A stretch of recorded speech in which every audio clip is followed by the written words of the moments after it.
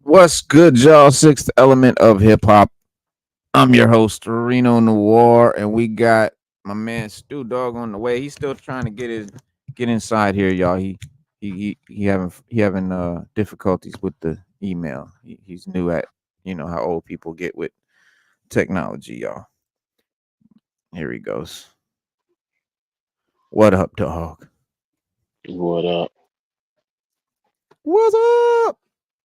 Yeah, man. We Uh, got some cool shit tonight, man. We got the Crow reboot. We got some nice hip hop to talk about, some wonderful new music from our homies. I mean from our legendaries, from the Rakims and the AZs and the Ghost Faced.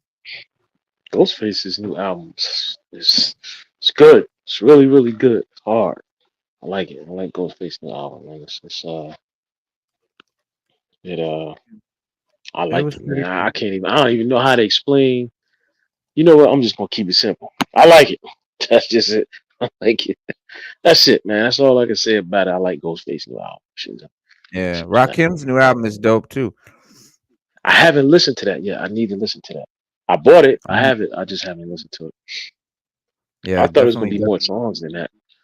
It's 7 tracks, the God number. Yeah. Yeah, I thought it was gonna be more than that. I thought it'd be more, but I guess that's what we get from him. Well, no, that's I can say it's all about the no. I get symbology. all that. Yeah, The I 5% get that. nation. I get, Yeah. he need to release. He need to release 2 albums with 7 songs on each or something. I don't know. He need to do a double album with 7 on each disc or whatever, man. I don't know, man. I do know Rakim. I did find out something about Rakim I never knew was that on Word? all of his albums he he did a lot of the production. I thought Eric B did the He production. made all the beats. He made all Yeah. 7 He beats. said he made the beats. Yeah, he made all the beats. He played the drums on one of the songs. It was one of his songs, either Know the Ledge or one of them. They said he played the drums Mhm. on there, and Yeah. so they were asking him, why he never said anything, and he said, "Well, he said we just all agreed that it was better to let everybody think that Eric B was doing all that, and I was just doing the rhyming." But he said, "But I knew what I Oh, wanted to you mean rhyme on the to old music? on his old music." Yeah, he said Oh, that on he this new did. album, he made all the beats. No, that's what I'm saying. So I know he did the beats on this new one too. I would have never known that had I not looked at an older interview where he was talking about the production he did on all his other albums. I never knew he had anything to do with the production side. Mhm. But he said he did. He said it was like 90-20 or something like 90-10. He said I did most of the production. He said he said I knew what I wanted to rhyme to. Like I knew how I should have went. Yeah. And so he said we just made it seem like Eric B was the one, you know. Mhm. Yeah. I mean, of course, Eric B did, like you said, 90% of the production, but Rakim would dabble, throw his little 2 cents, but he never really got to fully produce an album until No, no, no, until no, no. On Rebirth. the beat wise, no, no, it's backwards on the beats. Rakim said he did 90% of the beats in the production. I No, never knew that. that's not Yeah, true. That's not he true. said it himself. Came out his mouth. I seen it on the I interview. don't know about He that. said it. He was high when he said it too, but he You said gonna it. have to show me that. You gonna have to show me that one because I'm I gonna send don't it know to you. about I'll that. send it in because I was blown away by it too. On one of the songs, he said he played the drums on. I think it was either Know the Ledge or one of those songs, man, Juice or Know the Ledge. He said he played the drums on that, and I was He like, he definitely played drums didn't on. make 90% of the production on the Eric B and He- Rakim albums. yeah, That's he for said sure. he said because he said he knew what he wanted to rhyme to. He said I knew what I wanted to rhyme to and how I wanted it to sound. Now Let's pull that I would have thought before we make claims like that. Let's pull up the actual interview and show that because we can't make claims so outlandish without showing proof because then we might seem like we don't know what we're talking about. You know what I mean? This is the show and prove. This is the show and prove. Culture. You know, we got to show and prove because that is a bit of an outlandish statement. I can't see Rakim saying that, but if you say he said it, I believe you. I just want to see it before we put it out there because that's some crazy shit. Because we know that's not. We know Eric B, did most of the production. If not, you know what I'm saying, he did fuck around a little bit, but nah, Rakim didn't. I mean, he famously, um, you know, and I'll tell you, listen. He said he produced 80% of his songs. He said I produced 80% of my songs. So and he said Well, that that he may played the over, yeah. he I said mean, he over time. But on the Eric B and Rakim albums, where it said nah he Eric said B and Rakim on well those he said albums, even hang on, let me get it for you. And he said he claimed that he produced 80% of his I agree, Slade. It better be fucking good because man, this is definitely not that type of not the reboot that we want. I mean, the Crow is definitely something that is one of those things that should be left alone. But we're gonna talk about it. We're gonna get into it. yeah, he says he produced 80% of his catalog. Yeah, that's possible. That's possible, but that's a He different said he statement. said now he said That's a Eric different. B doesn't do beats, and he said they wanted them to think that he just did rhymes. Eric B did beats because he said it looked it better for the group. But he said as a young rapper, he was rapping for so long, he knew what he liked to rhyme to. So he came to the studio with records and ideas. He played the drums on Juice. He scratched on Musical Mm-hmm. Massacre. Right. And then they asked him, how much of the catalog would you say you produced or co-produced? And he said 80%. He said about 80%. Co-produced. Yeah, He he said co-produced. produced. No, produced or co-produced. He said 80%. Well, So they okay, would do we, we, both. we'll leave it at we'll leave it at that because we you have not shown Rakim saying that he that I don't want to get into a big argument or anything like that, but if you can produce Rakim showing him saying I did 80% of the music on the Eric B and Rakim albums, well, that'd be amazing. But That'd be amazing. I mean, that'd be mind I blowing. can, But I see. Rakim has been your favorite rapper's favorite rapper since he and Eric B dropped Paid in Full in 1987, credited with shifting the way rappers rap. He is often recognized as the inventor of flow, as those who came before him rapped with a more flat footed rhyming cadence. Rakim attacked tracks like Usain Bolt, and his flow has been compared to the way that Thelonious Monk played the piano or how John Coltrane, played the sax. His vocals are definitely like another instrument in the song, and I think that's important for any MC. The rapper should be another instrument in the music. It should not be abrasive or going against the music or the beat or off beat and all that. It's supposed to be part of the melody. And not too many fans are aware that Rakim is also a producer. For God's Network Rebirth, his first album since 2009's The Seventh Seal, the God MC crafted every beat for every song. And he said, "This is the first time I'm really showcasing myself as a producer." He said, I've always produced tracks and I did a lot of the Eric B and Rakim music, but never really let that be known. Having grown up in a musical family, Rakim always dug for samples, most notably produced the Juice, Know the Ledge from the Juice soundtrack. And that's him playing the live drums on there. Yes. And that was him who looped the bass line in Nat Aldre's Rise, Sally Rise. But this new 7-track album packed with features, um, rappers that you would not expect to be with Rakim. You know what I'm saying? Old, alive, some of them dead. The verses from the late Nipsey Hussle, and Fred the Godson are some of the best on there, in my opinion. You really got to hear this joint, dog. Um, he's got Chino XL, who is now recently passed away. That's crazy as fuck. Chino XL just died. Cannabis, um, on the same track. Planet Asia, BG, all these rappers that you would definitely not expect to see with Rakim. Southern dudes, East Coast underground mainstays, Hush Kingpin, 38 Special on there with a few bars. Of course, Wu Tang. You had Killer Bees, you had Master Killer, Method Man, Law the Dark Man. Some of the not lesser known Wu Tang members, but some of the members that aren't exactly. I mean, Law of the Dark Man and Master Killer are not exactly top tier, Wu members, but um Rakim did talk with Billboard about how, this all came together and why he wanted to feature his production skills, the current state of the rap game, culture, all of that. And it's a dope interview, but they here's a little interview right here, dog. Check this out. This is the interview right here, y'all.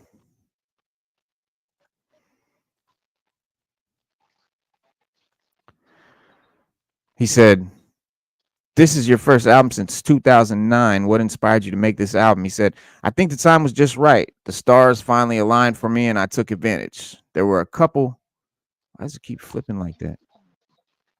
There were a couple of label situations that I was trying to get done, just a deal that I felt was worth my worth. Some things don't happen the way they should, or sometimes things don't happen the way they should, and I'm not the one to settle. I've been in the game for so long, so my deal isn't going to be like an up and coming new artist deal would be.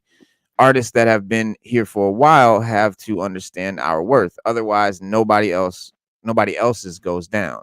Our art reflects who we are. I was actually working on a project before I started the one that I'm putting out now.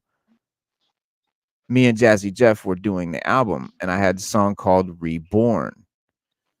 He said, so I feel like now is a little easier for artists such as yourself to do things independently because you have a legacy and a fan base already. And he said, it's a blessing. You don't have to conform to what's going on. If you got a fan base, you do what you're supposed to do and they'll support you. And I love that. I love that because like that's so real, and that's why it's so important to have substance in your music and build a fan base, build a loyal fan base, build that cult following, you know what I mean? Because like he said, you don't have to ride trends, you don't have to do the bullshit and buy into the nonsense, and you know, that's a beautiful thing. What do you think, Stu? As far as yeah, Uh-huh. it gives the artists, for artists to thrive in music, they had to be creative. Yeah, Right now, they can't be because the the industry just puts out one type of music, so everybody has an ear. Like remember when Grap told us he had listened to so many beats by Pete Rock, he only had an ear for that type of music. right. That's where we're at now. We put out so much of the same thing that's all people have an ear for now. They don't have an ear for anything else, and it's harder for artists like Rakim or like Rock Marciano or Ito Well, those Rome guys, yeah. Streets. It's But hard like for them guys to. like Rakim and Nas that have a built-in fan base, those guys are Yeah, solid. well, They they don't have gotta. to ride trends Nah, and nah, shit. nah.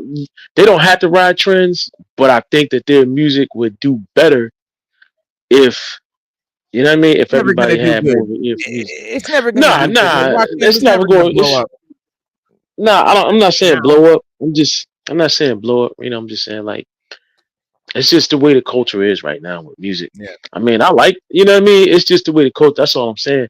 I yeah. really, whether it blew up or not, whether it fucking sold 10 million, went diamond, I wouldn't care because it ain't me. But Well, it I'm don't just matter. saying, like, it would reach more ears. Like, it would be more, it doesn't get as mainstream as it should because it's just overshadowed by a lot of other stuff. But I do agree with him. I do agree with Rakim, and I'm just glad he put something out. As a fan of his music and me being a fan of him and his music, I'm glad he put something out, and that's enough for me. I'm good with that. Something I could bump in my car or on my on my MP3 and listen to it. You know what I'm Yeah, saying? Like that's good enough for me. I'm cool with that. I was You bumping know. it on the way home from the comic book store today, and I Okay. listened to the whole album. And out of the 7 tracks, there's one track that I skipped, and I skipped it. It wasn't. I just I don't know, the whole album, like, I was vibing and it had a certain vibe to it, and I was like, "Man, just track after track, it was dope," and I was vibing, and then this one track came on, I forget which one it was, and I was just like, "Damn, this just kinda took me out of it," and it wasn't feeling it, so out of 7 tracks, 1 skip, that's not bad at all. Nah, that's not Um bad at all. Not bad Yeah, at all. Not these days. I mean, back in the day, we had no skips, but that's just because we fucking loved it all. We loved it so much. But now I think we're a little more discerning. Like even with Ghostface, Ghost is my favorite MC, but the new album he just did, Truth Be Told, the like almost the second half was kind of meh. It was just wasn't really it. yeah. So, but I had like two or three skips on it. Two, three I of think them, I had like yeah, two. I like two or yeah, three on Ghost's album, but for the most part, like you said, the way it started off, yeah, I was into it. yeah. It was nice.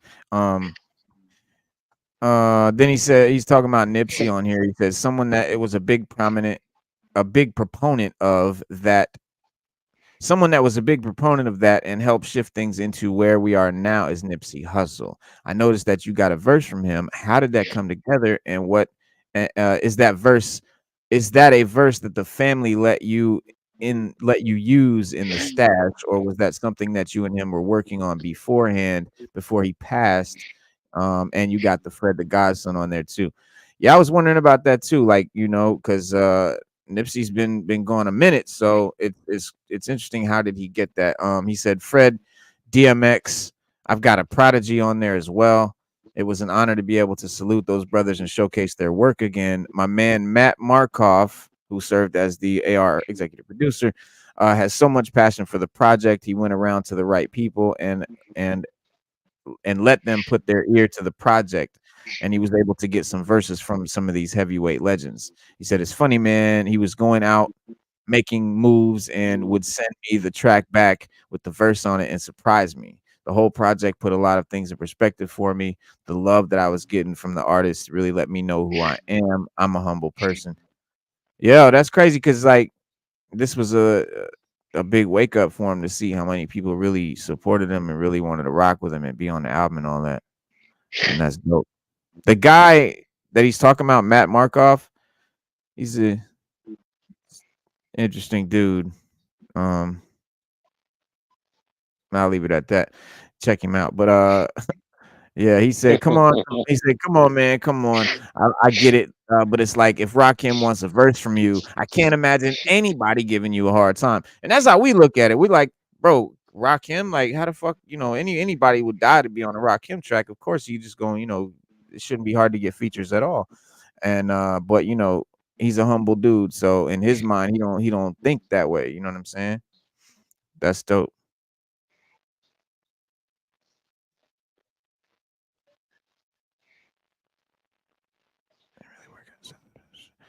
But yeah, it's a good album. I'm gonna read the whole interview here, but yeah, check that shit out, man. It's dope. That and there's a new AZ and Ghostface song that just came out that's been blowing my mind. I've been listening to a lot. And that motherfucker's off the chain. Foxy Oh, Brown is okay. on it too. AZ, Ghost, and Foxy. Yeah. Okay. I heard that. That joint is hot. That joint is fire. I can't say it ain't. I can't say nothing bad about it. And I didn't listen to Common and Pete Rock's album yet. Either I bought that too, but I didn't listen to it. Oh shit. Yeah, that Yeah, I is still out. got I still gotta rock that too. Yeah. But the songs I heard off it was dope. And what's your name is trying to make a comeback too. But I don't think he's gonna drop a chance. I don't think he's gonna drop yet. But the songs I've been Who? hearing that he's Chance the Rapper. Oh, really? Yeah, and Chance got kind of a bad deal because I don't know, man. He I was don't know putting where on he yeah, I never heard his music really. I never nah. nah. I saw him he was Ooh. on a show that I seen, but I never really heard his music. Yeah, Chance is dope, bro. His last album was whack, and everybody, because he was trying to make it for the industry, and Right. nobody liked it, and everybody. The thing we liked about Chance the most was that he wasn't making music for. He was making his own music. He was independent, which he still is. He didn't want to sign with anybody. Him and Jay Z got into it real bad because he didn't want to sign with Jay Z, and it was just. Mm. But he he got married and fell off. We were like, damn, where's Chance at? Like, what's going on? Then he got divorced, and now he want to make music again. So Damn, I that's guess wild. yeah. But he put out a track with Premiere, and it was super hot. Everybody was on it. Everybody was like, "This is the Chance. This is what we need, Chance." Mm. And everybody's rooting for him right now, and they're saying they're hoping that when he drops his next album, we're hoping that it's it's like that. Hell yeah. Yeah, man, that's dope. Like I said, I never listened to his music, can't really say. Um, but I know I seen him in a he was on a TV show that I saw. I forget what it was. I know who he is, but never really heard. I heard he rapped a little bit on the show. I think he did, but and I could tell he could rap, but I never really heard Chance his is music. dope. Chance had like a style. His music sounded like He's church definitely music, like but yeah, it was he's like he dope. reminds me of a Christian rapper. Yeah, but it's dope though. Everybody liked it, and Mm, he kind of got away from that. And like I said, he was trying to do stuff. He was just trying to do what they was doing in the industry. That's not you. Be you. Do yeah. you. That's what got you there. And everybody complained, and I think he took it kind of hard. He fell off, and he got divorced, and now he back to making the music we used to hearing him make. Mhm. Um, and hopefully he can put something out, man. Nas is supposed to do an album with Premiere. That's gonna be extra super dope when that Yeah, comes out. yeah, that's probably the most I'm anticipating right now. That's my most anticipated joint. Nas and Premier. Seeing something like this, AZ is my Ghost and AZ are my two favorite MCs, like period, and they're two of the most underrated rappers. That's kind of Yeah, why I fuck with them. AZ got a cold following, man, and Oh yeah, people mess with AZ hard. It's just I wish he was he's just more not. He consistent don't. with dropping. On Yeah, and he dropping, I just doesn't. yeah, He's not a mainstream dude, but he never really could break nah. over.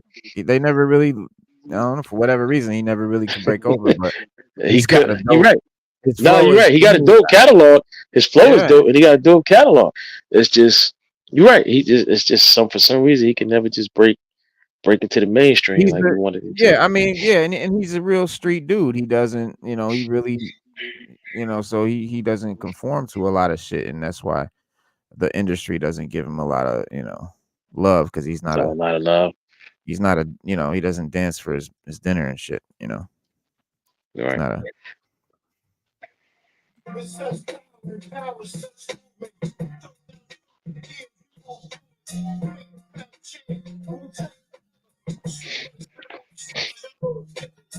yo. That beat is just so nasty, dog. And the Biggie fucking sample.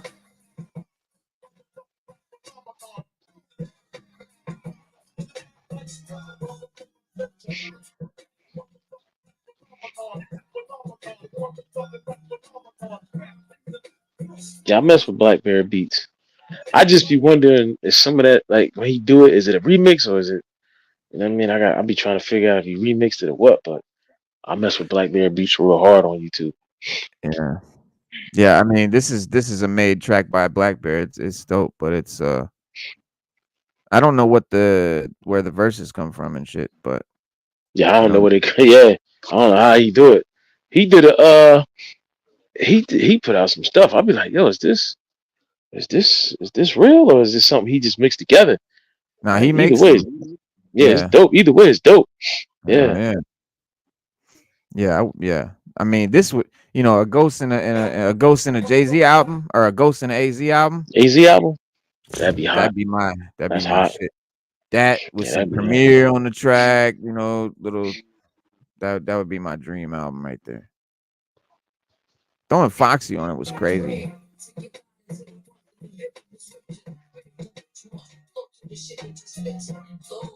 Yeah, that beat is hot. That is a hot beat. That's why I said I be wondering if he got to be putting these together, but they still dope.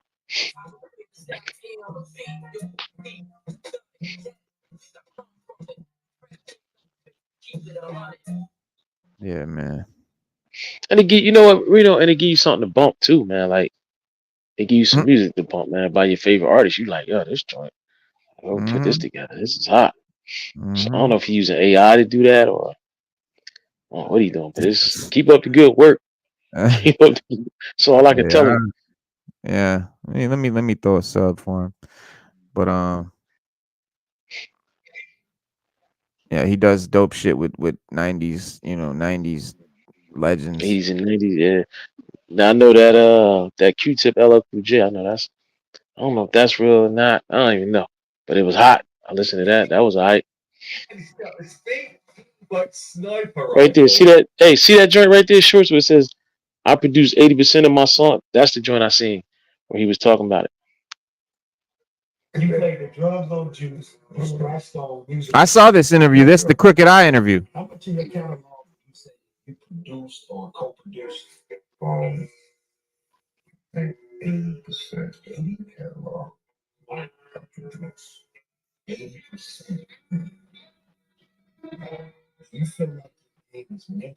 Yeah, that was a dope ass interview. And yeah, he's referring to as yeah, he's referring to his entire catalog, not just the Eric B and Rakim albums, his whole catalog, Yeah, his which whole catalog. obviously, But which yeah, ain't that big, but you it's know. not huge, but I think he's got more albums without Eric B than with him.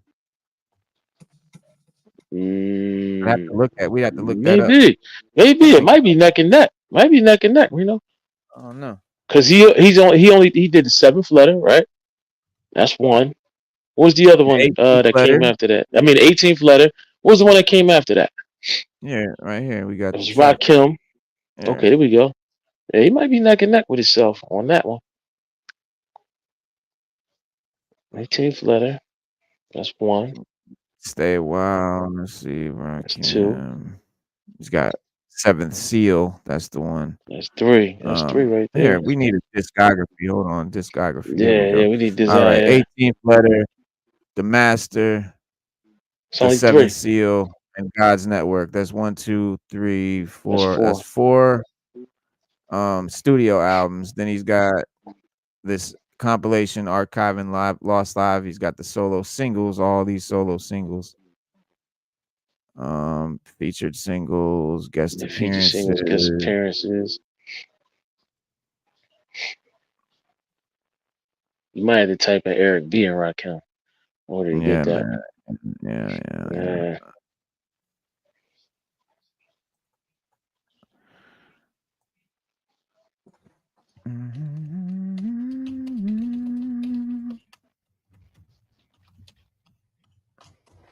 Da, da, da. Eric B. and Rakim discography. One, two, three, four. Yep, neck and neck. You They about got neck and four. neck. Yeah. You I got said that. four Yeah, I Eric said B. that. Right? Yeah, yeah. Yeah, I said it. But I Right. said it should be about neck and neck. I said that. Yeah, Yeah, because you you got said what that. paid in full. Don't sweat the technique. Let the rhythm. Yeah. Follow And the when you leader. think about it, Yeah. and follow leader, and when you think about it, paid in full is mostly a lot. It's a lot of beats on the album. Really tracks that Rakim was on. Wasn't a lot of his. The follow leader, he did more rhyming. With each album, it was more and more rhyming. Paid in full was kind of like it was like a half and half album. Rakim rhymed on half the tracks or something like that. Eric B cut and scratched on the other half because he had Yeah. Chinese arithmetic. I kind of liked it that, even though it's just Eric B scratching, it was kind of hot. So we say Eric B. and Rakim are credited as officially producing paid in full, although Marley Marl claimed to have produced two tracks, My Melody and Eric B. is President. Eric B. argued that Marley Marl was only an engineer.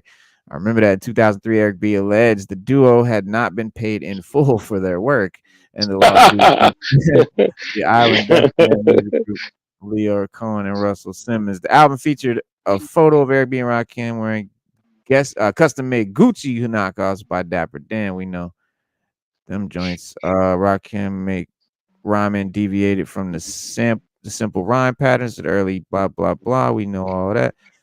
Yeah, but that's crazy. He only got four albums. He Yeah, I got told you, four that's why I said his catalog ain't that big for somebody that was prolific as he was. He should have more music than that. That's the only thing I Yeah. did I never I hated about Rakim's career Well, was that he got the bad yeah, end of the stick on a lot of deals, on just a lot. Period. Because remember, him but and when Dre you was think supposed to hook up. yeah, but when you think of a lot of the legends, like even Biggie, he had one album before he died, one album after he died. It was a double album, thank God. We got a lot of tracks, but damn, that's it. That's Biggie fucking Smalls. But Biggie died though, man. I think we would I have a know, bigger Big catalog. Pun, one album, but I'm Big Pun, saying one album, yeah. Big Pun only legendary had one dude album, yeah, on one yeah. album. Big L is another one. Big L died, Um, but they all yeah. died. We gotta get Well, somebody to no, stay. Who stayed alive and got a small catalog? Because you yeah, bring up everybody yeah, bring yeah, up no, kick the yeah, bucket. because What about Nas and how Ghostface many both albums got does way more. how many albums AZ? does AZ have? Yeah, how many albums does AZ have? I don't know. He probably got like 10 or so. Think so? Mhm.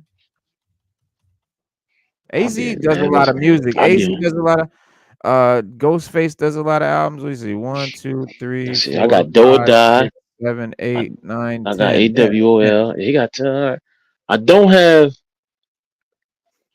Go back up. I got. Yeah, I get my AZ collection. I got one My pieces. I favorite is got two. Asiatic. I That's my got that favorite. one. Three. I don't have. I don't have Nine Lives, and I got AOL. I don't have anything after AOL. AWOL. Go or Die, I Piece don't of the have. Man, Nine Lives, Asiatic. These first four are like Yeah, those, gospel those, beats, those. man. Those are my shit. Yeah, AWOL, the yeah. format is phenomenal. Fucking, and then Truth Be Told, that's the latest one. And then yeah, and Don't then of forget course the you got Firm. the Firm joint. Firm. Yeah, hella I singles. always thought they should have came out with another Firm album, man. They should have just dropped the joint. Yeah, the Firm was a great concept. It's sad because it was such a good concept. It just the shit. I don't know how it ended up the way it is. I mean, how that came out because that album should have been so much better. I mean, Dre on beats, Nas, AZ, Yeah, Foxy. It's the yeah. fucking recipe was amazing. It's just the fucking Was execution was. yeah, it wasn't. Yeah, was I don't Dre on know. all the beats or was it? I think you know what, Reno. I think it's sometimes it's just so I much think it talent. was. I think it was just so much talent that it was hard. It was hard to look at all of them as a group. Yeah, it was Like it sounded like if you Aftermath, got Interscope, yeah, aftermath, Aftermath. gonna be aftermath, yeah. Because you got to think it's like playing basketball. If you got too many good basketball players on, like when we had the Dream Team, it wasn't enough ball. Like Magic used Yeah. to say, said wasn't enough ball. We had so many good players, wasn't enough ball. And so Mhm. that might have been what the problem was. How many tracks did Dre do on there? He did all of them, or Yeah, pretty sure he did the whole thing. Let me see. He might have done it. Somebody might have done something else, but let me see. Uh,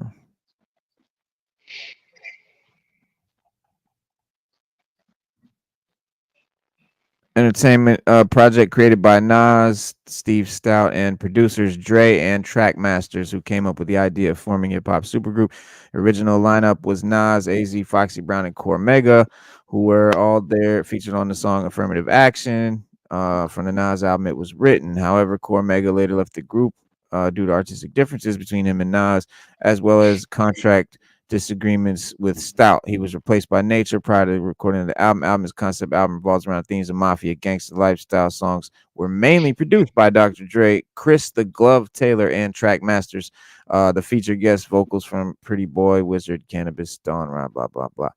So yeah, yeah, and let's see. I still got the original cassette for that album.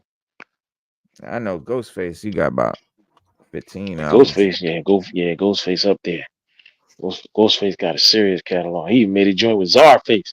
2, 3, 4, 5, 6, 7, 8, 10, 12, 12 solo studio albums. Then he's got 1, 2, 3, 4, 5, 6, 7, 8, 9, 10 compilation albums. 1, 2, 3, 4, 5 more compilation albums. That's 15. That's 25 albums right there. You got all these singles, of course. We know that. Man, Featured. the crazy part, I got every album he ever made. Every album they got up there. Even don't forget he put out Oh yeah. Hidden Darts. Then he put out a Hidden Darts too. Then he put out Fish. See, that's the thing. His mixtapes More aren't on Fish. there. Yeah, His his mixtapes mixtapes aren't on. He on put here. yeah. More Those are Fish was a just mixtape, studio and albums. Yeah, these are Hitting just studio. Darts 2. Hitting Darts 2 was a mixtape. Here's Is More Fish right there. That was not really a then mixtape Plenty per of Fish. se. Either Yeah, Plenty of Fish or More Fish was because Plenty he of put Fish that is joint actually a out mixtape. twice. Yeah, That's the mixtape. yeah. Yeah, it's either Fish Plenty of More Fish Fish or More is Fish. just studio. Yeah, these are studios right here. Um, let's see, March. Yeah, he put out More Fish Fish like Scale. 2 Okay, months later. that's it. Fish Scale was, and then he Fish put Scale out was More the first. Fish. Yeah, Fish Fish Scale Scale was was the first one. Yeah, and then More he put Fish out was More like the Fish. follow up to Fish Scale. It Yeah, was like more tracks that didn't make it onto the album that album. Yep. they put out. He wasn't really. Big Doe Rehab is dope. Wizard of Ghostini. It's not my favorite. That's yeah. Nah, But I it's his got it. It favorite. ain't my favorite, but it's just It's his it's he favorite. love it. Yeah, it's his favorite. Hmm. I got that album, Ghostface Killers. I like this album. I really like Ghostface Yeah, I do Killers. I like that really album did. too. Now he Separate did. Tone Now movie. he did a remix.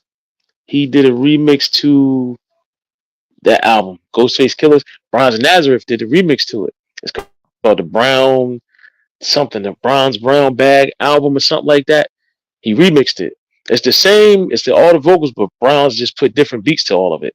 It's harder. Yeah, It's I like it. yeah, yeah. It's a The dope album. It's a brown dope tape. ass album. Yeah. And then you got then he Bulletproof got the Wallet. brown tape. Supreme Clientele is my favorite. Bulletproof Wallets, pretty Tony. Big Doe Rehab. Bulletproof Wallets and Big Doe Rehab probably my second two. Yeah. But yeah. Fuck yeah, bro. Mine's is Iron Man. Mine's is Iron Man and Bulletproof Wallets. They probably my Supreme favorite ones. Clientele. Yeah. Nah, I Supreme say Supreme Clientele is my Clientele. favorite. I said Iron Man and Supreme. They my all time favorites is, and then I can go just in the order that they came out. That's how I like. You like Iron Man the best? Yeah, Wow.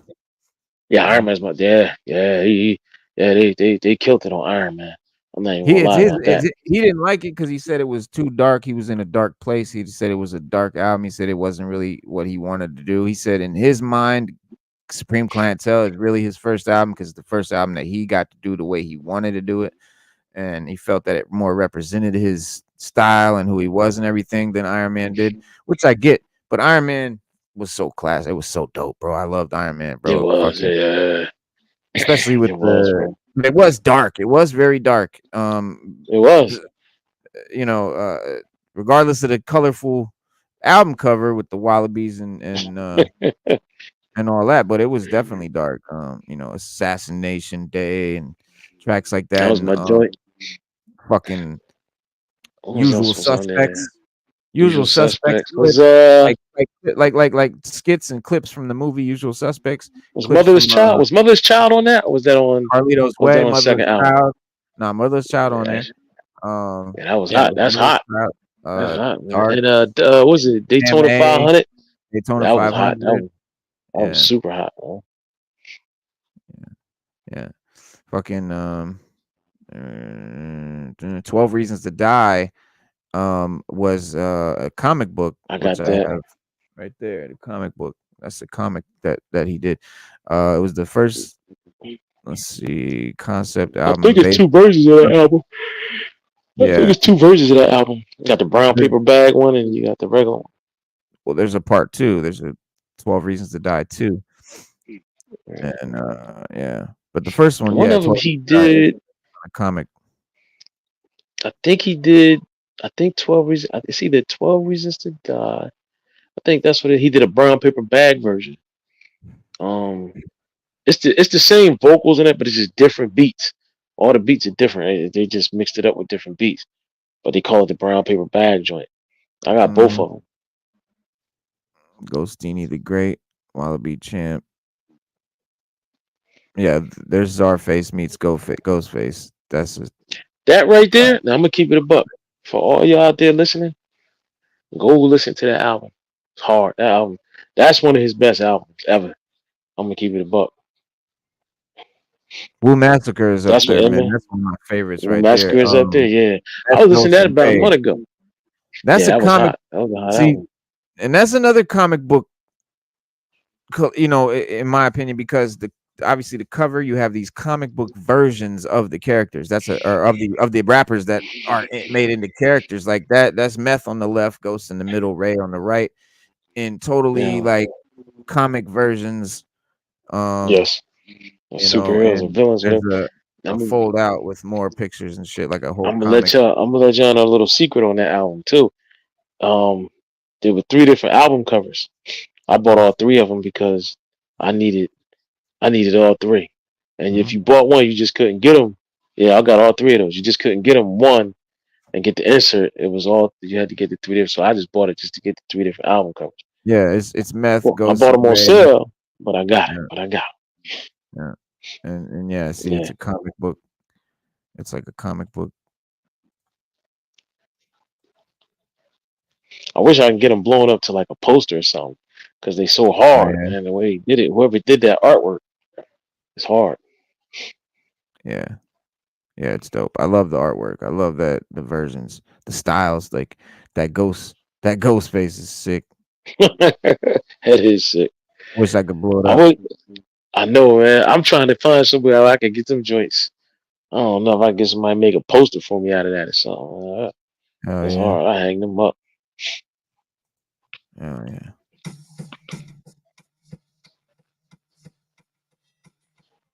This was dope too that he did. Slick Rick and Inspector Deck and Raekwon. I thought that was alright too.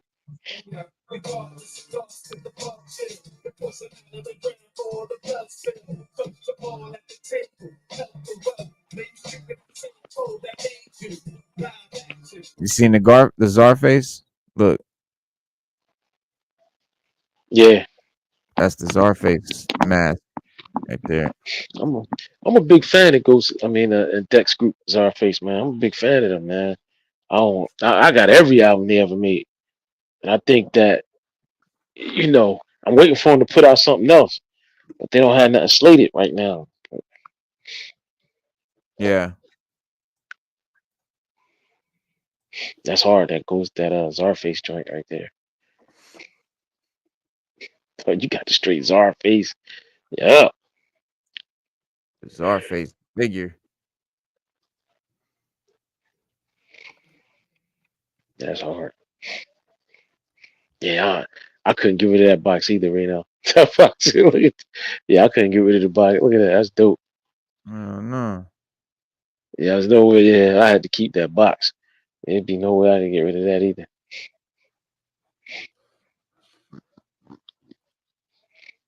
And usually I don't give a damn about the box. But that one, I had to keep Cloth that one. cape and shit. Cloth with the wire in it. It's nice. That's dope, bro. That's dope.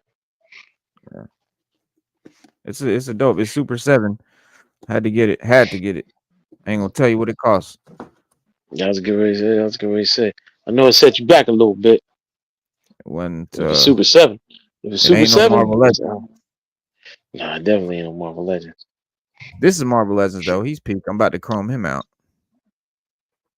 I can't. Yo, send me a picture as soon as you do, man, because I know that's gonna look dope.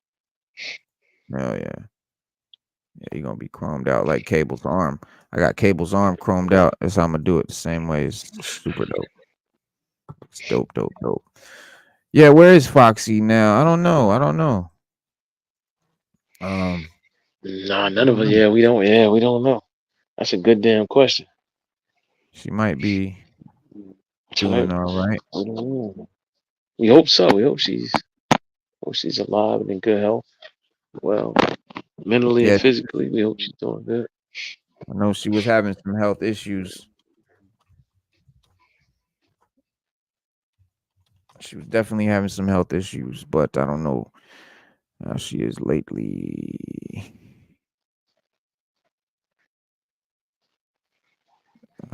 Well, let's see what they say about her right now. In uh, nah, ain't nothing new about her on there. Foxy Brown hints at her 2024 return, congratulating Nicki Minaj, saying hella proud.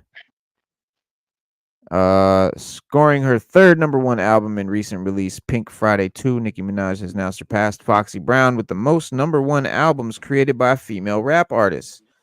Listen to Nicki Minaj Radio and more on the Odyssey app. The OG Pink Friday released 2011, Nicki's first #1 album, followed by Pink Friday. Well, that's a long ass time ago. That's the most recent shit. Jesus, 2024. They're talking about some shit that happened in 2011.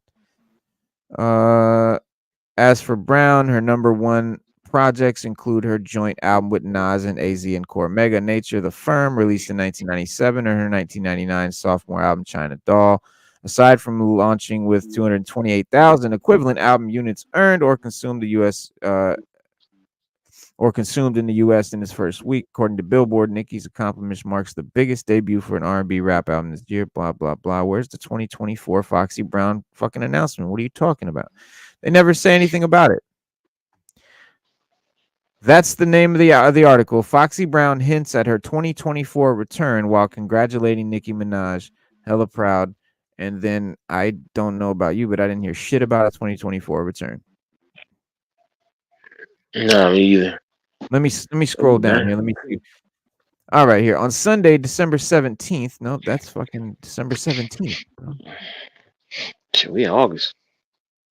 Okay, she said, sir, only Nick could break the King record. Third #1 drop in 2024. Seemingly sharing plans that she has plans to deliver her next album in 2024. Foxy followed that up with another more boastful shout out. Hella proud, 26-year record is brazy though. Y'all mean to tell me no bitch broke that shit in my absence? Took Twin to set the bar again. And that's it. So nothing else. Mm. Houston rap legend Beat King just died at 39. But like this weekend. It said today, August 15th, 2024, we have lost Club Godzilla. Beat King has been the best part of the club for over a decade. He has produced and worked with so many artists. His sound will forever live. He loved his daughters, club godparenting, music, blah, blah, blah. So yeah, he's like a Houston producer, club bangers and shit. All right, y'all. We got to talk about. We got to talk about. Yeah. We got to get into the crow.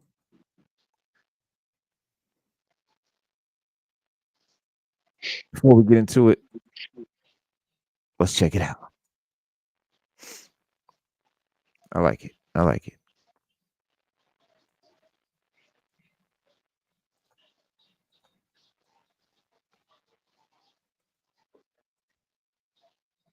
Boom. All right, here we go. Here we go.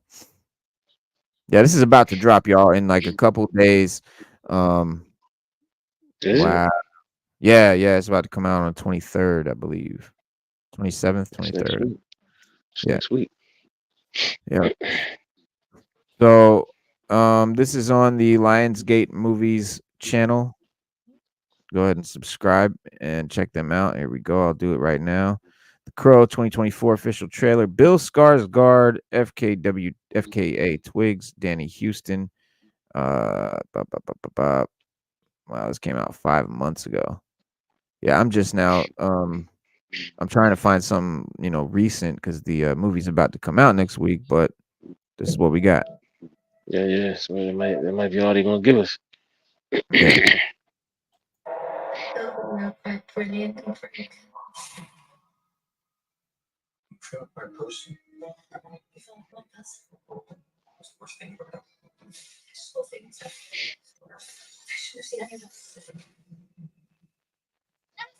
So in the first movie, they really the girlfriend that gets killed, not much in the movie, right? She just is in the very beginning. She gets killed, and that's the catalyst for the movie. And we really don't see or hear from her much at all. She's not really a big role in the film. This movie, I believe they're making the girlfriend a much more prominent figure in the movie, a character that's going to come back probably in flashbacks or something. All right.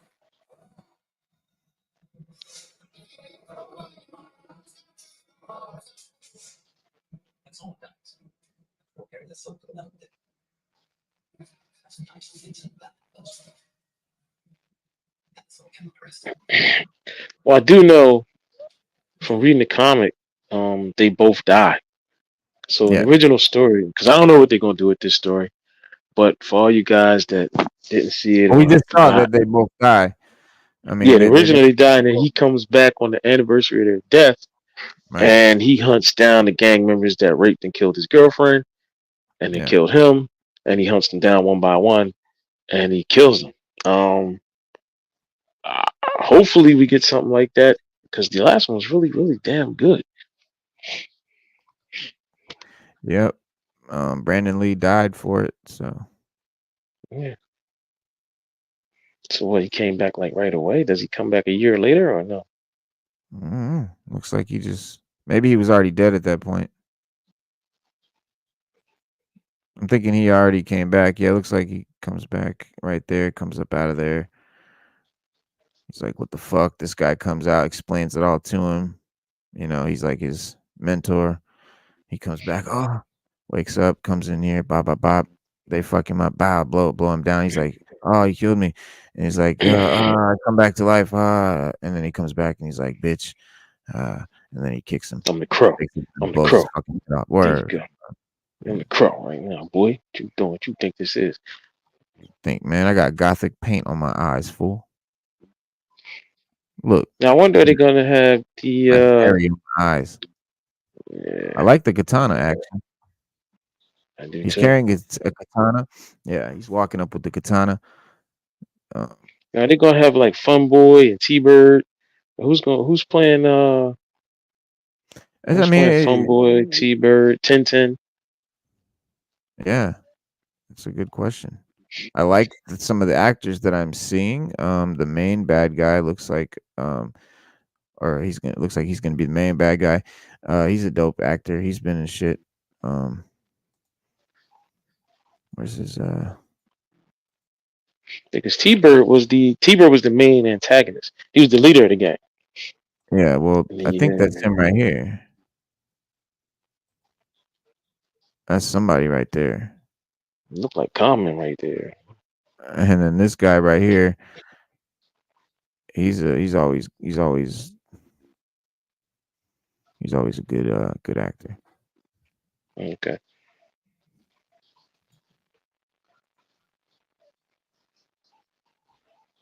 Crow never dies, fool. You can't kill the crook. Get your life right. Damn.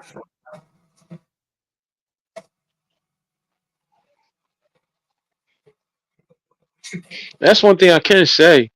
The Oh, that was crow, nice. one thing I can say about the crow is that a lot of people, I don't know if they realize it, but it is a love story. It's a deeply a dark, gothic love story. Yeah. Um, but a Yeah. good one. Damn. Blew me away. I can't lie. I still own the Yeah. original. I have the original comics. Oh, do you? They were actually, yeah, they were actually like trade paperbacks or something like that. They were these thicker. They look like trade paperbacks. It was good, bro. I Yeah, I should had a go bunch of find them. the I had a bunch of the comics. I sold them all, but I had Like not the that. trade paperbacks, but the issues, regular issues like that. Okay. Um, Yeah, there's it's there's like six. I don't know. There's several different Crow titles but none of them were like, as far as I know, on like Marvel or anything. They're always on these indie Dark Horse or something like that. I don't I know. forgot who did Marvel the might have. original comic. I don't know, but Yeah. I'll dig them up when we come back on Wednesday. I have them dug up and we can really look at it because it'll have the publisher all and right. everything on it. But I have the original books. I have the original I'm ones gonna that hold they you to came it. out with back in the '90s.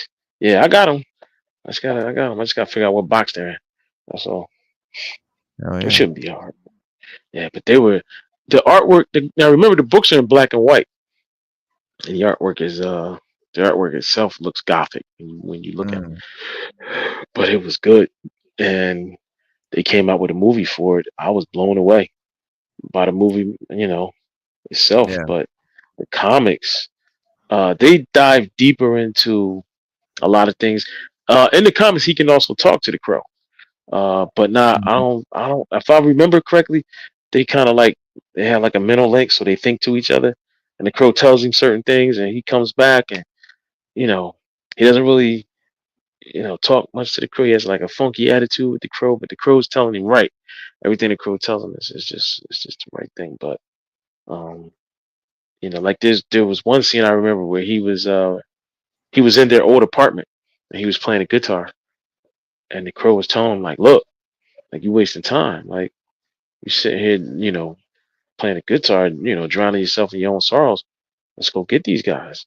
And he found, I think it was like, I don't know, 1010 or one of them, and he led him to him, and then he wound up killing the guy. But phenomenal comic, bro. Phenomenal comic. Check this shit out. This is another scene.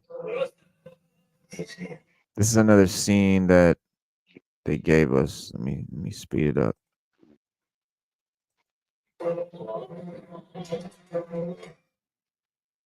I think I slowed it down. Hold on.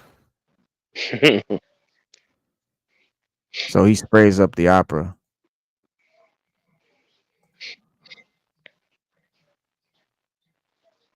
and it's on some Phantom of the Opera shit. And he come in and he do his crow action. But I mean, it looks like a movie with some. Ooh, oh fuck! Damn, crow. You seen that shit? Hold on, I'm Damn, running crow. that shit back. That was some illness. Check this shit out.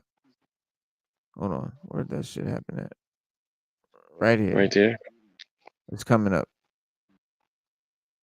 Right here. Watch. What? Get the fuck out! Damn, God, crow. crow ain't fucking around. This Nah, crow is he ain't messing definitely, with him. honestly, when I, you know, grew up on the crow, I really always wanted to see that movie done with a budget. Because the first movie was such a low budget movie, and it was so good even with such a low budget. And I just thought, man, if they put some Yeah, fucking 23 million. production, yeah, if they Was put some they had a production twenty behind three the million movie, dollar budget on the first crow.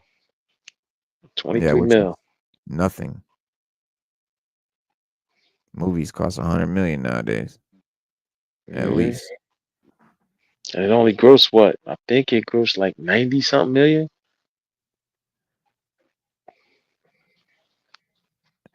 And the crow's girlfriend looks like she's mixed. She bad though.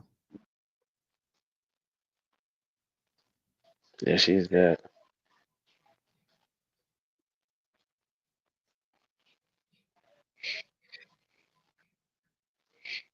Yeah, we already saw all this.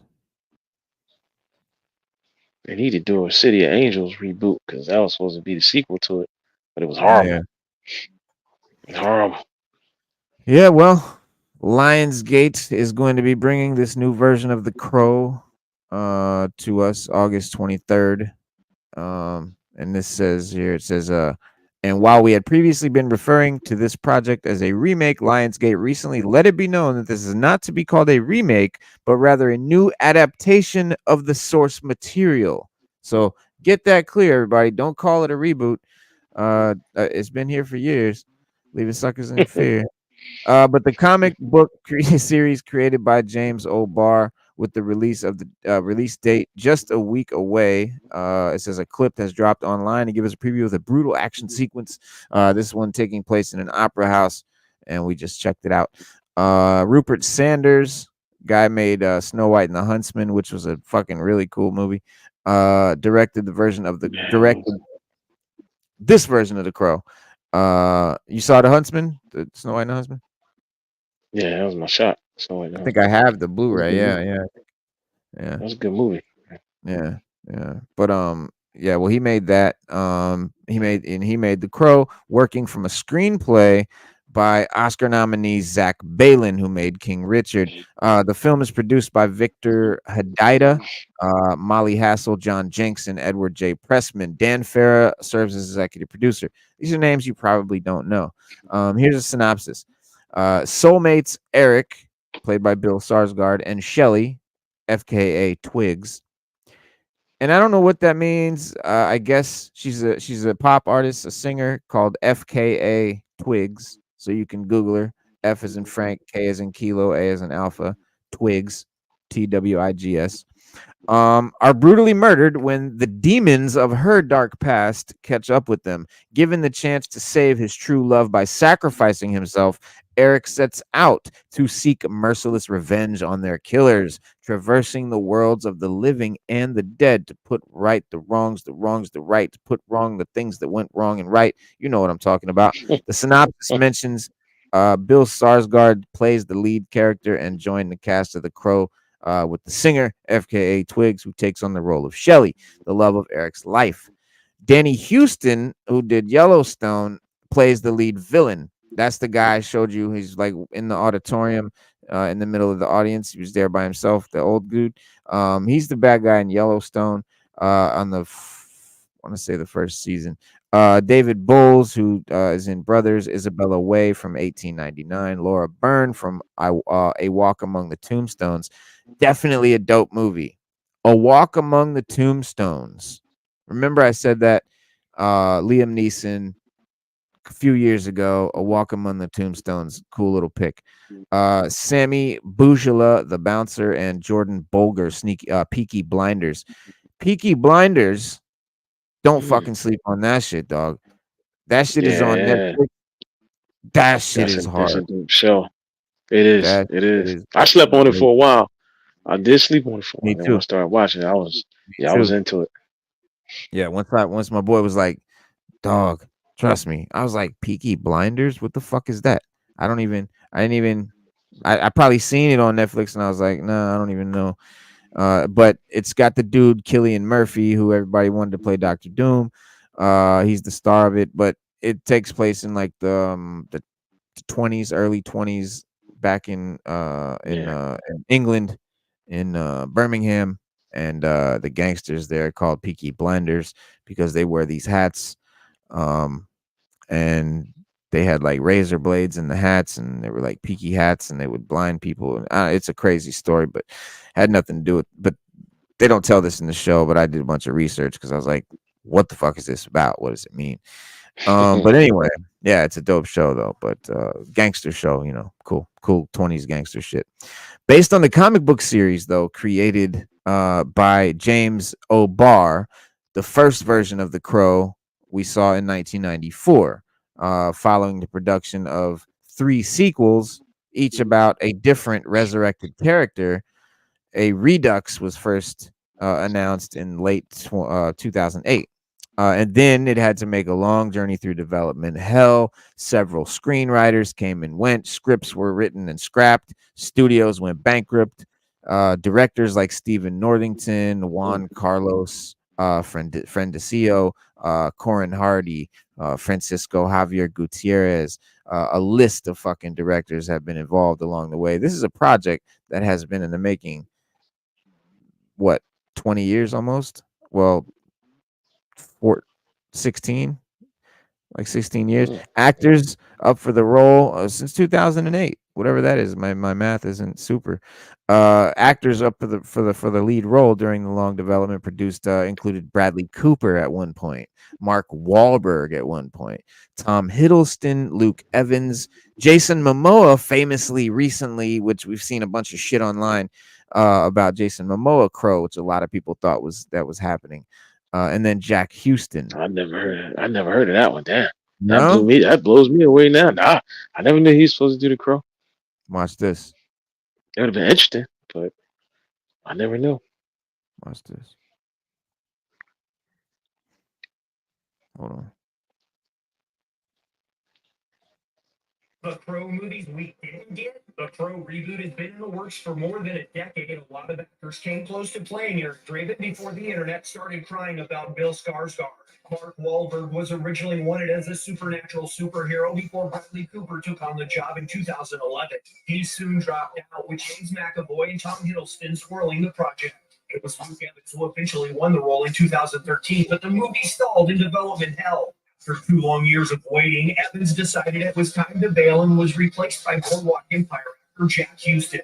The studio behind the Crow reboot went bankrupt in 2015 and it was canceled altogether. Just 1 year later, the project was thrown back on track with Jason Momoa ready to take over for the late Brandon Lee. I just thought it looked like this Huh. was finally happening. But poor Jason Momoa only got as far as test shooting with the project officially canceled by the summer of 2018. That brings us to now with Mm. Bill artificially playing The Crow, which has left us wondering about the Crow movies we didn't get, the Crow reboot.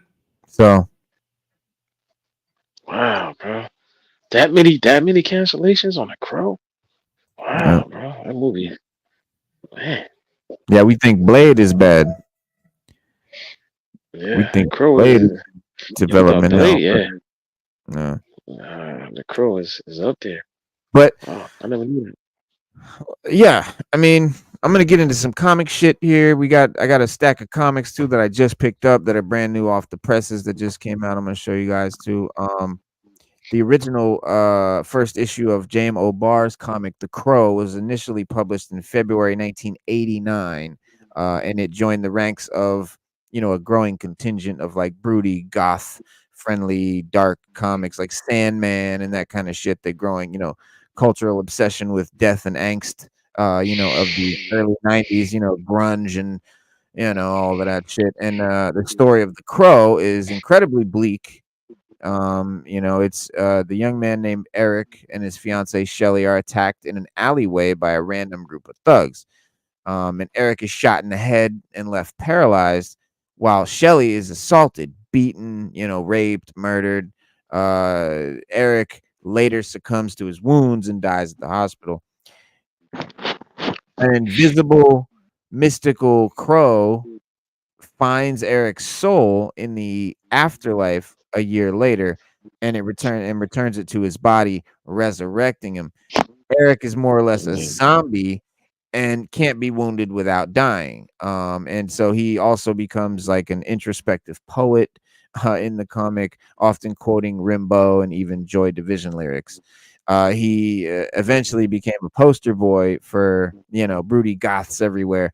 An aspirational figure for those fond of pancake white and leather coats and love of the Cure. But Eric begins a quest to find the man who murdered him and who killed and did his fiance wrong, specifically the evil drug dealer Top Dollar and the gang leader T-Bird and his right hand man Fun Boy. Tonally speaking, The Crow is very sad and tragic, and Eric might look cool, but the comic is not a power No, fantasy. Indeed, no, as not James at all. O'Barr admitted, it was made as a form of dark therapy after his real fiance died in a car wreck, and that's why he wrote and created the comic. um People are often looking for a deeper, they want it to be this big fantasy lore heavy, thing, and it just not there really yet. But The Crow obviously was adapted into the film that we all know and love, directed by Alex Proyas in 1994, beginning a media legacy that has lasted to this day. The 1994 film has spawned three sequels, a TV series, a video game, and a remake slated to reach theaters, uh, for the 30th anniversary this on the 23rd. The Crow, though, recall began with tragedy. Obviously, James O'Barr once said in an interview that he used his bleak, violent comic to get over the death of his wife, or his fiance, but that didn't work. Speaking to Dyke Blair, he once explained. He said, "I thought that by putting some of this anger and hate down on paper, that I could purge it from my system. But in fact, all I was doing was intensifying it. I was focusing on all this negativity. As I worked on it, things just got worse and worse, darker and darker. So I didn't really have the desired effect. I was probably more fucked up afterwards than before I started it." Wow. Uh, Wow, that's deep, yeah, bro. yeah. That's real deep. His personal tragedy was compounded by an infamous accident on the set of the film that we all know. One of the prop guns on the set had a fake had a flake of a fake bullet still lodged in the barrel when it was loaded with blanks. And when a blank was fired at Brandon Lee, the little flake dislodged and fucking went in his body and killed him. And Mm. the film was completed, with his stunt double, Chad Stileski. So we still got the movie, even though he was barely in it. And you know, Lee's death was well known before the film's release. So when the movie came out, it was already it was all this, it was he was already dead, like everyone already knew, and it was like, this weird like phenomenon that, that kind of, materialized around the movie. And but the weirdest thing, man, the weirdest thing to me was like Bruce Lee, his dad, dies while making a film, and we all know they finished the film with like the worst fucking uh Oh yeah. double actor with like Whatever his they did, face like yeah. taped on the, like a picture of his face like taped on the guy's head. It was like really bad. And but the weirder thing about it, in that movie, he fucking gets shot by a bullet making a movie, by a blank's bullet, and then that really happens to his son. And so a lot of people were like, nah, bro, there's no fucking way, that's not a coincidence, like there's something going on, like either the family's cursed, or the Chinese, the Tongs and the triads are, marking them, and they, there's all this conspiracy shit over this movie. So it had a lot of like, it was deep in the 90s, man, if you were around. The 1994 version is one of the most 1990s films of the 1990s. It really, embodies that era, and it takes place in like a strange, super stylized version of Detroit that very much resembles Tim Burton's version of Gotham City that we recently saw in the Batman movie like 2 years before. And the director similarly envisioned Eric to be more of a superhero type character whose body can heal from all the wounds. And the title Crow is also visible in this version, and serving as like an informant and a kind of animal sidekick. And I always thought that was what they should have done in the first one, and they kind of, it's there, but it's not much. I think they're going to do more. And the film's soundtrack had material by The Cure, Stone Temple Pilots, Nine Inch Nails, Pantera, Nails. Beautiful Hamlet, soundtrack. Yeah, Jesus beautiful and Mary soundtrack. Chain. Yeah, really good Yeah. shit. It's great. It's It great. was an all grunge soundtrack too. Beautiful soundtrack. Yeah. Really Yeah. dope soundtrack. Yeah. Yeah. Then they have a sequel. A lot of people didn't follow this, but there was a sequel to The Crow. The City first of Angels. Yep. Mm. Well, if Eric you didn't Draven. see it, you didn't miss nothing. That's all Nah, I can it's tell you. not. You don't have to go back and watch it. Trust me. If you missed it, Yeah. just keep on going. Eric Draven's story, though, is fulfilled at the end of The Crow when he manages to get his revenge. But rather than do the comic book thing and leave the character eternally trapped, as an angst-infected supernatural vigilante that goes on, the franchise let Eric rest. And The Crow was massively popular, but seemingly turned a profit at the box office before even accounting for the overwhelming VHS and soundtrack CD sales, which were huge. A sequel was floated early during the original film's first wave of success, culminating in the follow-up called The Crow City of Angels, released in 1996, just 2 years later. And City of Angels, as the title implies, changes it from the dark, gritty Detroit landscape to LA, with the title, the Crow character attaching itself to a new character, who was played by Ash Corvin, or who is named Ash Corvin, played by Vincent Perez. In the first Crow, Eric was friends with a young girl named Sarah. She was like the kind of the sidekick in the movie, like a young girl that was like had a skateboard. She was like kind of like a Yeah. latchkey kid, right? She didn't, Yep. the parents were assholes or whatever, and she would be out in the streets of all hours of the night. And that was kind of like his sidekick. And by the time City of Angels begins, Sarah's grown up now into the savvy goth tattoo artist now being played by Mia Kirshner, and Sarah, who explains the rules of the Crow to this new character Ash after he and his young son are murdered by drug dealers like Eric before him. Uses his newfound undead superpowers to enact his revenge. It's a dope concept. When you say it and you read it on paper, it's like, damn, how is that not fucking dope?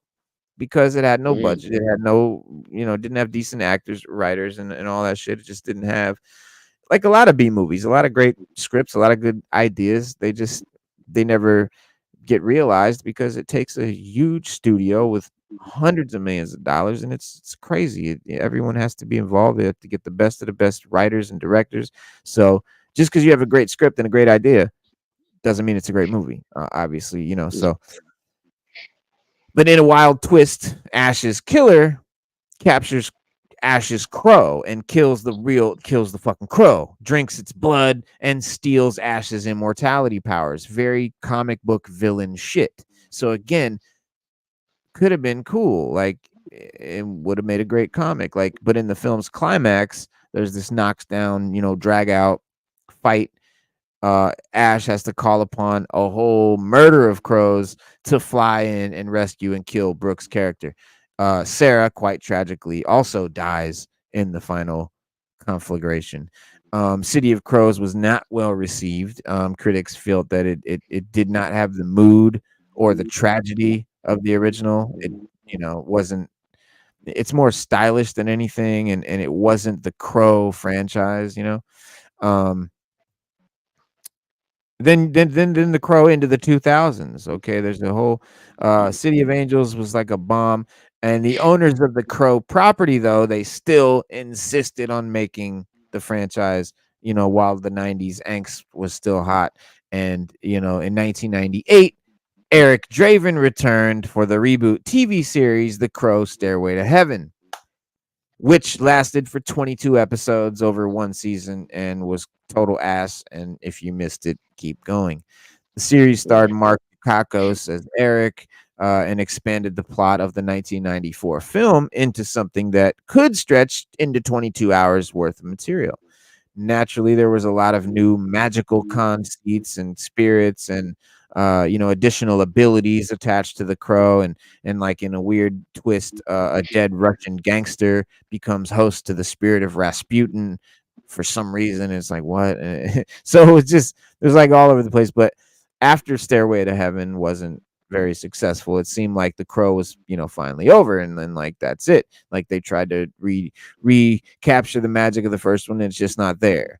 The 90s, though, obviously coming to an end, and the personal angst of the franchise was kind of falling out of fashion, right? So regardless, interest in the property remained strangely fevered. I mean, people really want to fucking see the crow. People love the crow.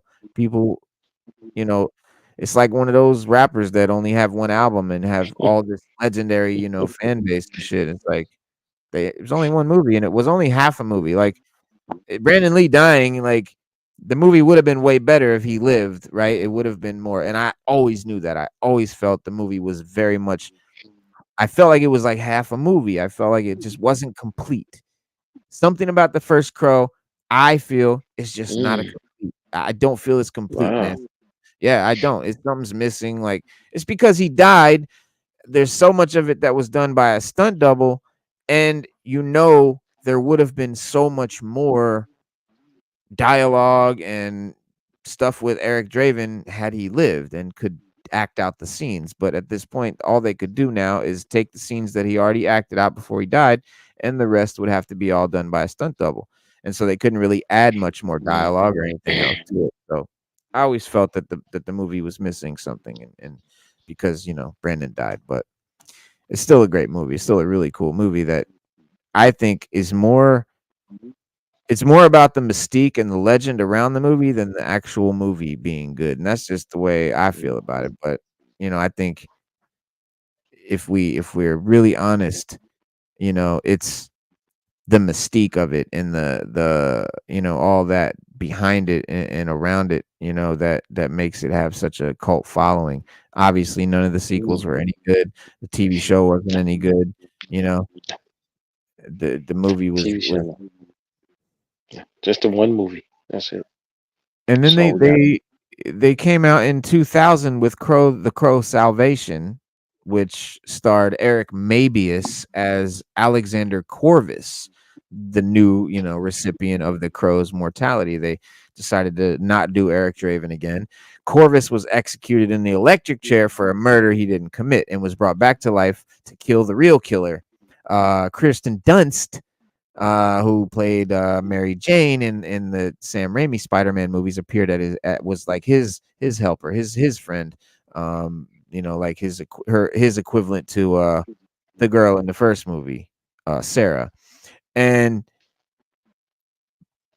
yeah, it was just as bad as all the other ones. There's not much, to say about. Straight to video. No one liked it.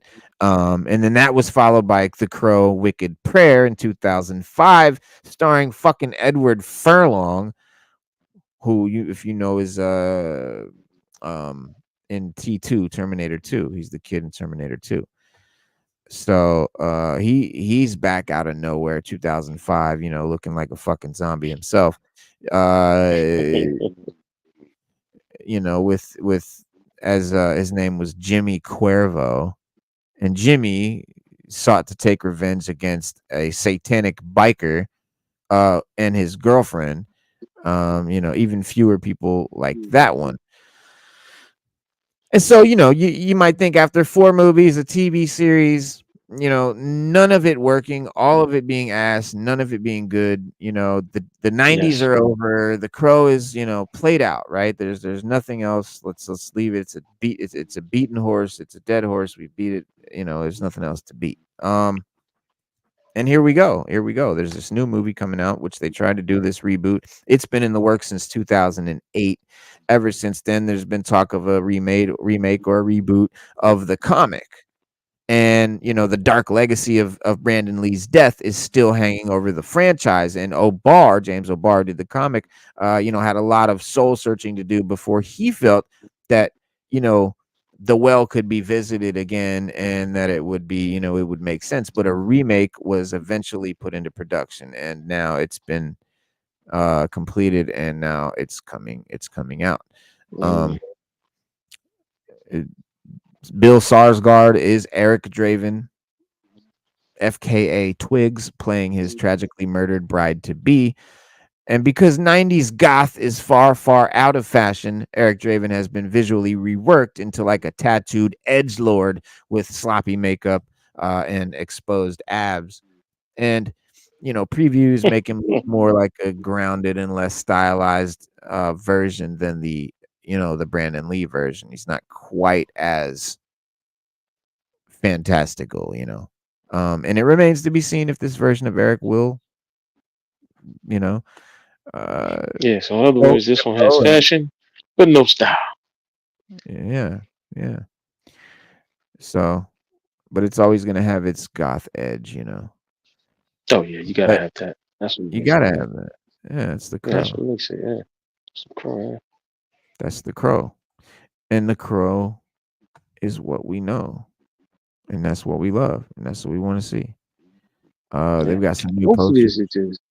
Hopefully it's good, man. I'm a fan of the franchise, just like everybody else. I wouldn't mind seeing a reboot as long as it's done.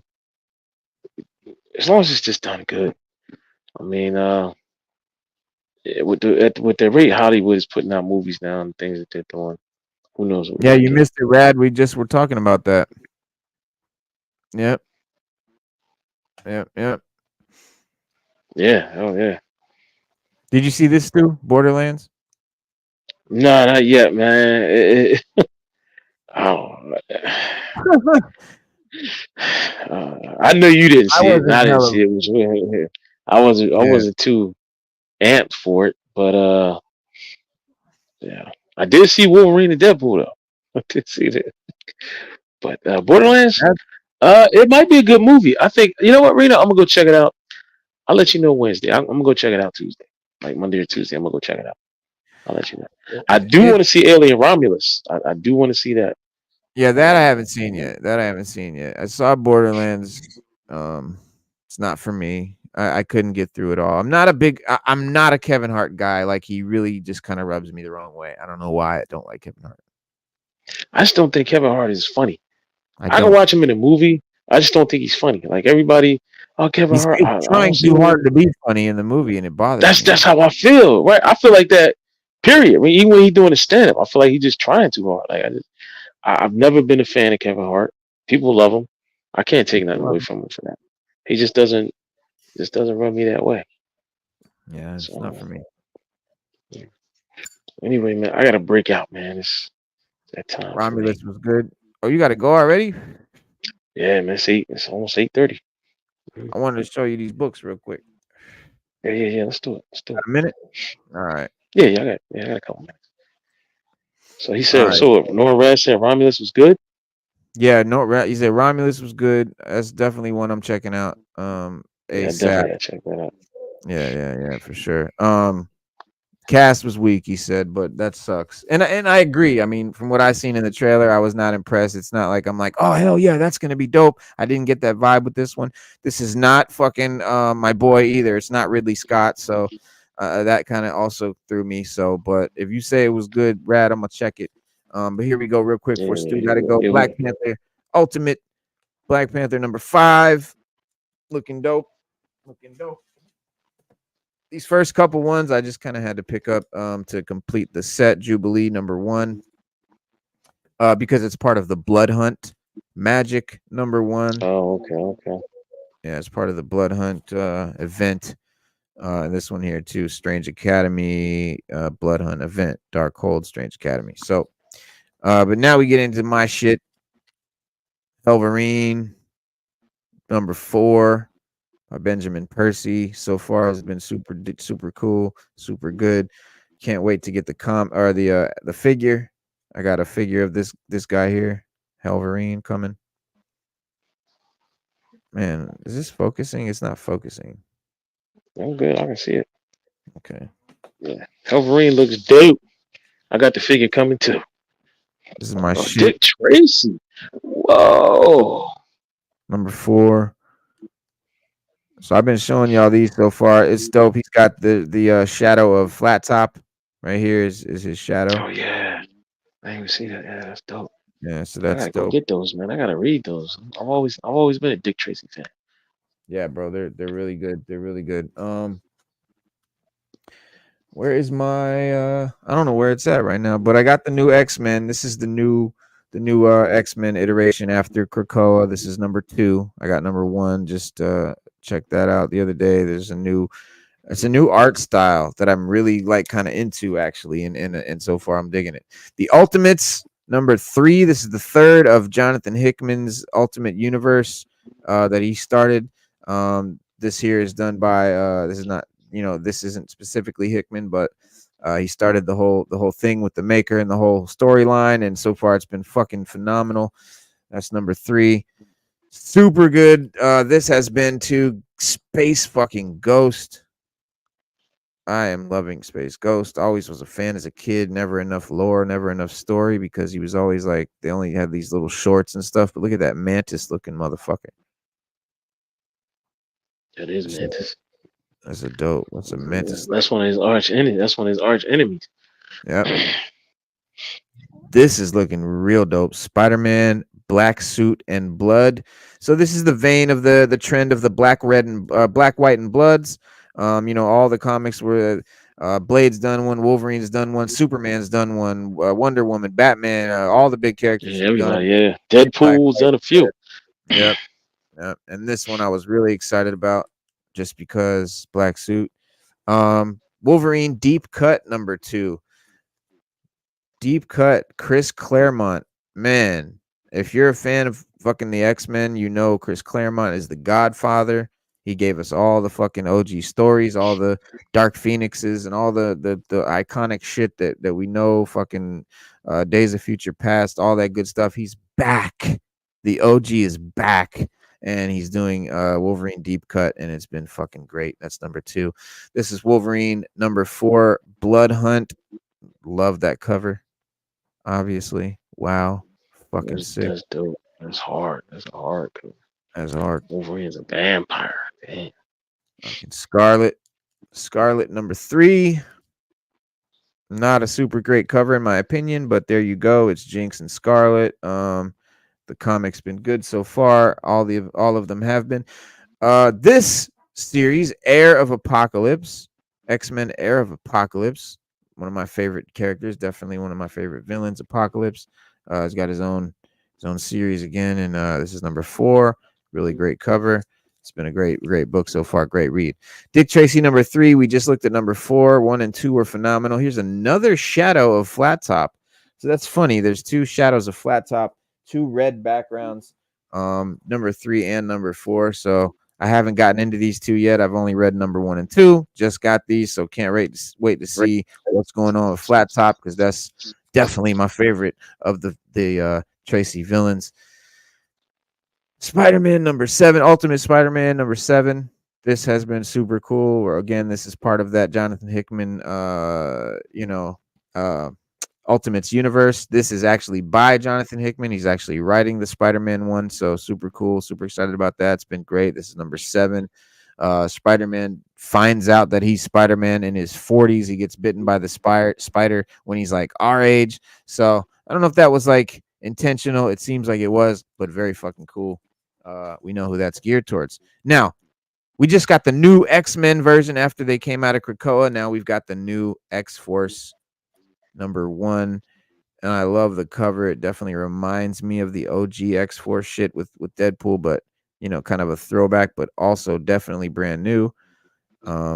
It's the new, what do they call it, From the Ashes, New Beginning. These are all the new mutant books that are coming out, so can't wait to get into that. Here's another Helverine number 3. Sick ass cover. It is. Yeah. Damn, that's hard. Yeah. Yeah. This one I can't wait to pop open. In fact, this shit is in the red bag, in the poly bag, sealed still for mature audiences. Marvel's Werewolf by Night number 1. That cover, yo. Reader discretion advised. Explicit material, so yeah, it's probably mad gory and bloody. Maybe I'll bust it open, show y'all. And that's it. That's it for the ones that I just got today. These are the new preview books that are coming for the shit that's coming. Oh, this is the number 1 of the X-Men there that I didn't show y'all just now because I don't know where it's at, but that's the issue number 1.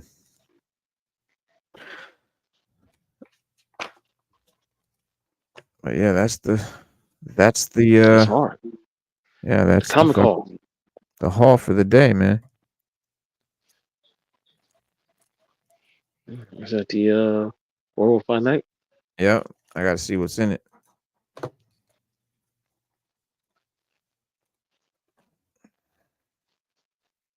You see, I buy these to read them, not to keep them in plastic. Look at that. Look at that shit there. Oh man.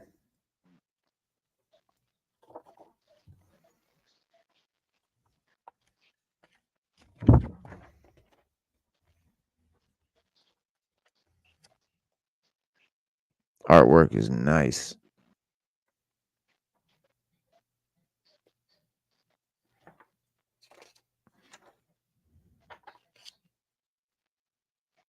That's dope. Oh yeah. Hell yeah. Wow, look at that shit. That is wicked.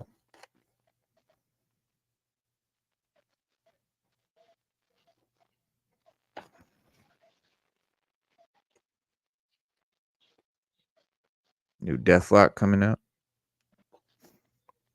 I'm definitely gonna be on that. Deathlock's one of mine. Always liked that comic when I was a kid. Oh yeah. Now here's Blood Hunt. What is this? Blood Hunt commences. Khonshu. Now I'm fucking confused.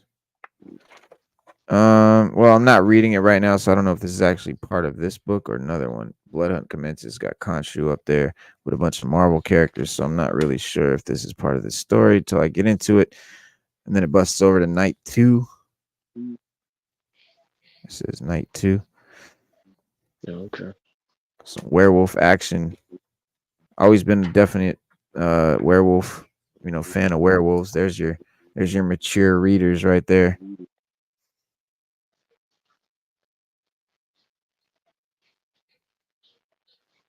Yeah, it's definitely a lot of gore, Yeah, which is good. which is great for a werewolf book. Hmm. Ooh, ooh, Wow. little dome crush. Yeah. Focus, motherfucker. But yeah, that's nice. Oh, and who is this? The Hood. There he is. The Hood with his vampire homies. Some Deadpool. There's Elsa Bloodstone. She's part of this, of course. From saw her in the Marvel joint. Ooh, nice. That artwork is really dope. Yeah, that is. I like that. Damn. Night 3. Mm. Hey, you know what it is. You know what it is. I think I know what it is. Splash.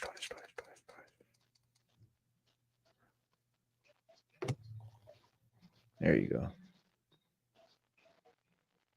Yeah, you can That's see hard. clearly. Yeah, Yeah. that's hard. Yeah, Elsa Bloodstone doing her thing.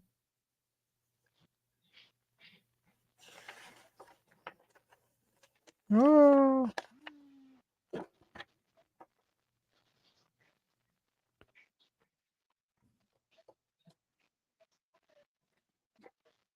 But yeah, that's the new Werewolf by Night #1 Red Band edition. You've seen it here. But yeah, y'all, that's our show, guys. We're gonna wrap it, and we'll see you guys again this Wednesday at 6:30 p.m. Eastern Standard Time, as always. So have a great weekend, be safe, and all that good stuff. And we'll see you guys then.